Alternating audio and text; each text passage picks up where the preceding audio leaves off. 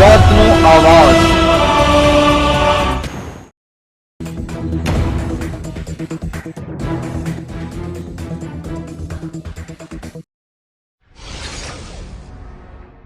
રાજકોટ જિલ્લાના ધોરાજીમાં લાગ્યા પોસ્ટરો જેમાં ધોરાજીનો વિકાસ ગાંડો થયો। સિવિલ હોસ્પિટલમાં નિષ્ણાત ડોક્ટરોની ઘટ। ધોરાજી સિવિલ હોસ્પિટલ બની ગતિશીલ ગુજરાતનું ઉદાહરણ।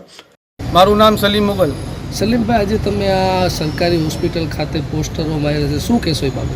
હાલ એક તરફ વિશ્વ આખામાં કોરોના મહામારી ફરીથી ભરો લઈ રહી છે। શિયાળાની ઋતુની અંદર એક તરફ ચિકનગુનિયા, ડેન્ગ્યુ અને મેલેરિયા જેવા અનેક બીમારીઓ રોગચાળા ફરી નીકળ્યા છે, ત્યારે ધોરાજી સરકારી હોસ્પિટલની અંદર 10માંથી આશરે 7 જેટલી ડૉક્ટરોની જગ્યા ખાલી છે। તે બાબતે અમે ચૂંટાયેલા જનપ્રતિનિધિઓ, ધારાસભ્ય, સાંસદ સભ્ય અને સરકારશ્રીને જગાડવા માટે એક નવતર પ્રયાસ કર્યો છે।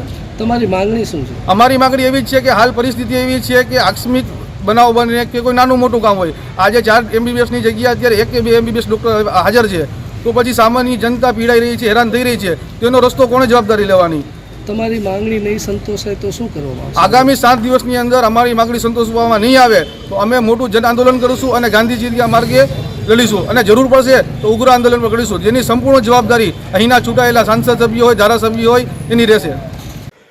ધોરાજી સિવિલ હોસ્પિટલમાં નિષ્ણાત ડોક્ટરોની ઘટને કારણે આ છે ગતિશીલ ગુજરાત।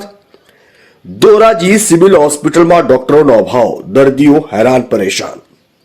મારું નામ લખન ચૌહાણ। આજરોજ ધોરાજી સિવિલ હોસ્પિટલ ખાતે જે ડૉક્ટરોની ઘટ છે એમાં અમે પોસ્ટર ચોંટાડીને ધોરાજીના આગેવાનો દ્વારા વિરોધ પ્રદર્શન કરવામાં આવ્યું, તો અમે મીડિયાના માધ્યમથી સરકાર સુધી પહોંચાડવા માંગીએ છીએ કે ધોરાજી સિવિલ હોસ્પિટલમાં જે ડૉક્ટરોની ઘટ છે એ તમે તાત્કાલિક ભરતી કરો અને જે ધોરાજીની જનતા પરેશાન થઈ રહી છે એને શાંતિ મળે અને ધોરાજીમાં જે આગેવાનો છે અને સરકાર જે સલામતીના દાવા કરી રહી છે એવું અમને કોઈ ધોરાજીમાં સિવિલ હોસ્પિટલમાં લાગતું નથી, તો તાત્કાલિક ભરતી કરવામાં આવે એવી અમે માંગ કરી રહ્યા છીએ। તમારી માંગણી શું છે?